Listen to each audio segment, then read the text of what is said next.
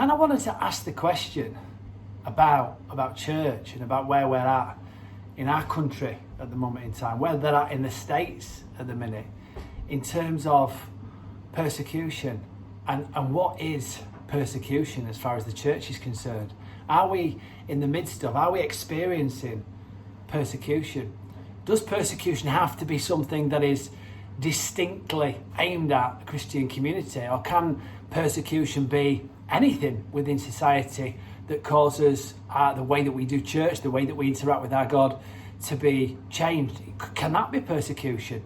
And I wanted to just ask you a question. Anybody out there who in previous months has been to a church where perhaps you had to wear a mask or stand 2 meters apart in order to enter the building? Churches where the buildings are completely and totally closed and are now online, or perhaps on Zoom, or perhaps on YouTube. I want to ask the question, are we at this moment in time in the UK, is the Christian community experiencing persecution? I want to ask that question. And I think it's a relevant question. It's a relevant question in light of the fact that in the European Convention of Human Rights, for example, and in Magna Carta, the right to worship within one's conscience and the right to worship and different modes of worship and freedom within that are enshrined within law. In actual fact, it's one of the only groups within society in the UK that are protected within law. And in actual fact, the fact that we've got our churches closed is merely guidance. It's not law, and is not something that's been challenged in the court. So my question today is, what do we class as persecution? Now ask the question of yourself. If, for example, we had a family that invited another family to their home and they worshipped within that home, and they decided they were going to get together and read the Bible, they decided that they were going to pray together and they were going to worship together. And on that day, one of the neighbours over the road rings up the police, and the police turns up at that person's house, and the person who owns the house is arrested, handcuffed, taken away, and spends the night in the prison cells. Now, in the UK, you could say that having an extra family into your property at this moment in time it's certainly against the guidance, if not against the law. But what would you say if a police have turned up to a house where people are worshipping, and because they are worshipping, they're carted away and put in prison for an evening? What do we call that? Now, the fact of the matter is that is either persecution, or it is an instance of the law being upheld because somebody has broken the law. And that is the question that we need to answer for ourselves when we look at what we're doing as far as church is concerned. Because what we're doing isn't working. What we're doing isn't church. And the reason why I know that is the frequency with which I'm getting contacted by people who are craving and are desperate for in-person, face-to-face fellowship. People are desperate for that. And I'm sorry, but Zoom and YouTube and the God channel just don't cut it anymore. Now let's have a look at Daniel as an example of this situation. You see, back in the time when Daniel was in occupied territory, King Darius issued a decree. And that decree was that nobody was allowed to pray to anybody except him for a month. Now we know it's persecution in that instance because there was motive behind it, which was the motive to catch Daniel. But the law was a law that was given to everybody. That nobody was allowed to pray except to the king himself. Now Daniel looked at that law and he could have done quite a number of different things. Now it was Daniel's custom to pray 3 times a day. And indeed, if he'd have decided he wasn't going to pray out loud for a month, he wouldn't have been sinning.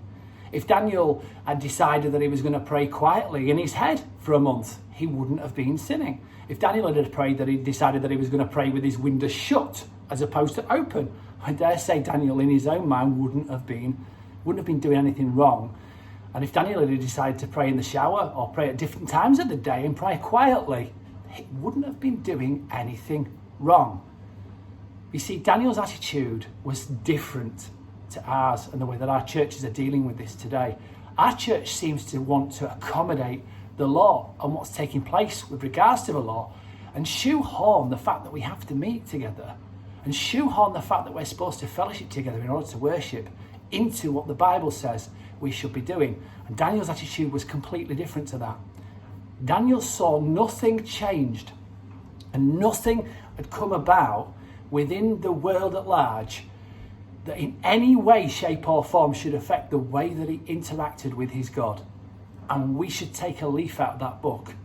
We have been called to fellowship with God in the context of fellowship with each other. I doubt that any Christian teacher would disagree with that. And that means in person, meeting in person. We're called to commune. How can you have communion without actually being together? Hebrews 10:25 talks about us meeting together and the importance of us continuing to meet together.